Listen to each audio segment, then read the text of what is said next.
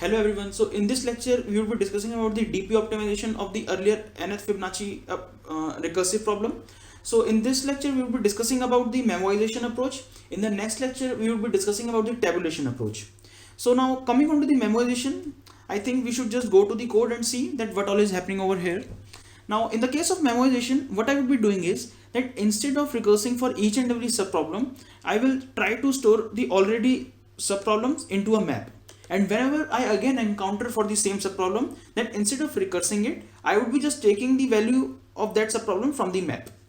Now what do I have over here? Now my n is equal to 5. And what does this 5 signify? This 5 signifies that just tell me what is my fifth Fibonacci number. So the first thing we do is that we check in our map that do I have this subproblem already executed or not, because if it would have been already executed, then I would have put it in my map. But as we see over here, it wouldn't be possible over here because this is this first subproblem we are talking about. I am talking about this subproblem. So what do? We didn't find it in our map, so we will just proceed further.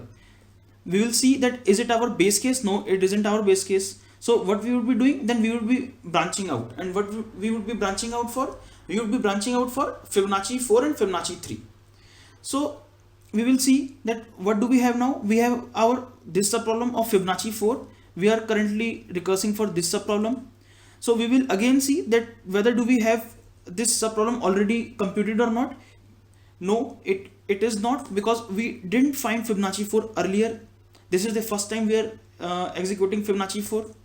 So what we would be doing is, again we would be checking is it a base case? No. Then we would be executing for Fibonacci 3 and Fibonacci 2. Now we are at this subproblem, Fibonacci 3. Again Fibonacci 3 has been encountered for the first time, so it would be again branching out for Fibonacci 2 and Fibonacci 1. This I am talking about. Now it is recursing for Fibonacci 2. The Fibonacci 2 is also being executed for the first time. It will go again down and it will check whether is it a base case or not. No, it is not. So it will be branching out for Fibonacci 1 and Fibonacci 0. Now currently we are at this subproblem. We do have this subproblem. Now it will again check whether this subproblem has already been executed or not. But we see it is not, because this is the first time we are encountering it. So then it will check whether is it a base case. But here it is a base case. So what we would be inserting it into our map, we would be checking, yes, it is a base case. And what in this base case we were returning, the value at Fibonacci 1 is 1. So we will just populate our map with this subproblem, and the answer to Fibonacci 1 is 1. And hence my map size increased by 1.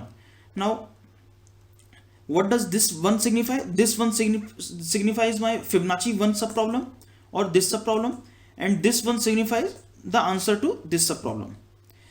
Then we would be again returning this value and we would be going back. Now what we would be recursing for? We would be recursing for Fibonacci 0. We are currently at this point. Again we would be checking whether do we have Fibonacci 0 in our map or not. No, because this is for the first time we are executing it, but it is a base case. So what we would be returning and inserting our map, we would be returning 0 from here. Now you can see, look, again our map size increased by 1. Now we have two subproblems in our map. One subproblem is Fibonacci 1 and one subproblem is Fibonacci 0. And what are these? These are their corresponding values or pre-computed values. Now we get again back over here.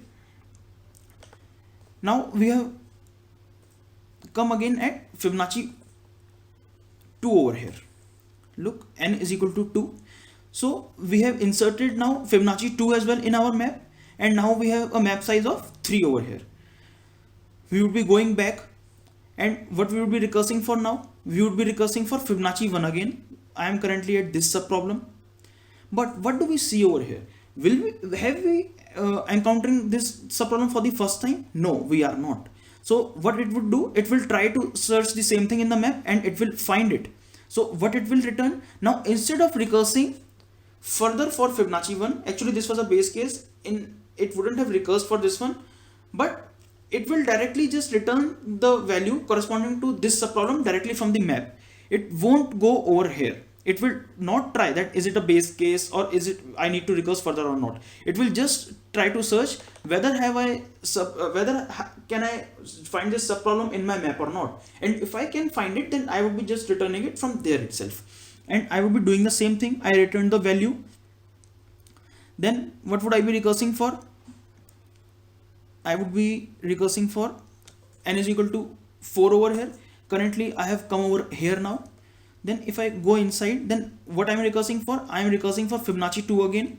I'm currently at this subproblem, but again we have already computed this subproblem over here. So it shouldn't branch out in this case. It should search this into the map, and that's what we would be doing. We would be searching for Fibonacci 2, that whether have we value, whether do we have this value in our map or not. It will go inside and it will say yes, I do have it. So it will again not branch out for this Fibonacci 1 and Fibonacci 0. It will just return the value from the map, and that is the pre-computed value. And where did we find Fibonacci 2 earlier? We found it over here for the first time, and at this point we inserted our subproblem into the map. So wherever we will find Fibonacci 2 again, suppose in this case, so it will just search in the map and it will say that okay, I have a pre-computed value for that, so instead of recursing further, just return the same value. So that's what it did over here. It just searched Fibonacci 2 in the map, it found it, and hence it came into the if condition and returning the same value from the map. It won't go further. So in this way we actually optimized our problem over here. So we can see that our fifth Fibonacci number is 5 over here. So in the next lecture we will be discussing about the tabulation approach for the same recursive problem and see how do we approach in that case. Till then, thank you.